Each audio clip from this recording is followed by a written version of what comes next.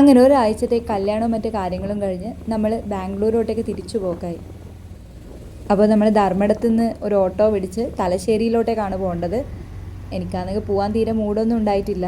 ഞാനാകെ വിഷമിച്ചിട്ടാണ് ഉണ്ടായിന്. നാട്ടിൽ നിങ്ങൾ ബാംഗ്ലൂരിലോട്ടേക്ക് വരുമ്പോൾ എപ്പോഴും മുഖം ഇങ്ങനെയാണ്.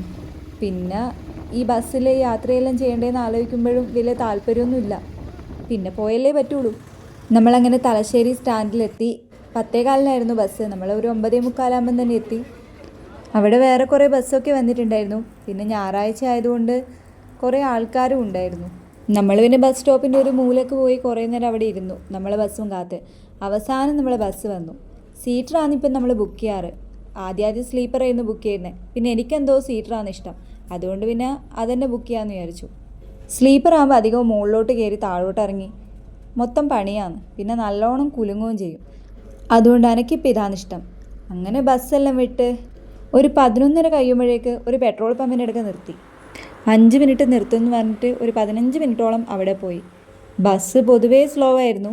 പിന്നെ ബസ്സെല്ലാം എടുത്ത് കുറേ പോയതിന് ശേഷം ഒരു 1:30-2 മണിയാകുമ്പോഴേക്ക് ഒരു ഹോട്ടലിൽ നിർത്തി. നമ്മൾ ഫുഡ് കഴിക്കേണ്ടവർക്ക് കഴിക്കാം, ഇനി ടോയ്ലറ്റിൽ പോകേണ്ടവർക്ക് പോവാം. അങ്ങനെയെല്ലാം അവിടെ ഒരു 10-15 മിനിറ്റ് നിർത്തിയിട്ടുണ്ടാകണം. പക്ഷേ ഇങ്ങനെയുള്ള സന്ദർഭങ്ങളിലൊന്നും നമ്മളങ്ങനെ ഭക്ഷണമൊന്നും കഴിക്കാറില്ല. പിന്നെ വീണ്ടും ബസ് മുന്നോട്ട് പോയി അവസാനം ഒരു 6 മണിയൊക്കെ ആകുമ്പോൾ ബാംഗ്ലൂർ എത്തി. നമ്മൾ ഇറങ്ങിയത് ഇലക്ട്രോണിക് സിറ്റി ആയിരുന്നു. അപ്പം നമ്മൾ റൂമിലോട്ട് പിന്നെ ഒരു ഊബർ പിടിച്ച് പോകാൻ വേണ്ടിയിട്ട് ഊബറിനെ കാത്തു നിന്നു. സംഭവം ഇപ്പം പൊതുവേ ചൂടല്ലേ എന്ന് വെച്ചിട്ട് കോട്ടോ ഒന്നും എടുത്തിട്ടുണ്ടായിട്ടില്ല.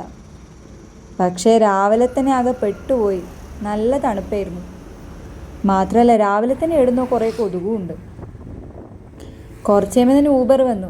അതിൽ കയറുമ്പോഴാണെങ്കിൽ അതിനേക്കാളും വലിയ തണുപ്പായിരുന്നു. പിന്നെ എന്നാ ചെയ്യുക, തണുത്തിട്ടാണെങ്കിൽ ഉറക്കവും പോയി. പിന്നെ കുറച്ച് പുറത്തെ കാഴ്ചയെല്ലാം കണ്ടിരുന്ന്. അപ്പോഴേക്ക് റോഡിലെല്ലാം രാവിലെ ജോലിക്കെല്ലാം പോകുന്ന ആൾക്കാർ പോയി തുടങ്ങിയിട്ടുണ്ടായിരുന്നു. പിന്നെ നമ്മൾ മെയിൻ സ്റ്റോപ്പിലെത്തി. അവസാനം നമ്മൾ നമ്മളെ റൂമിൽ തിരിച്ചെത്തി.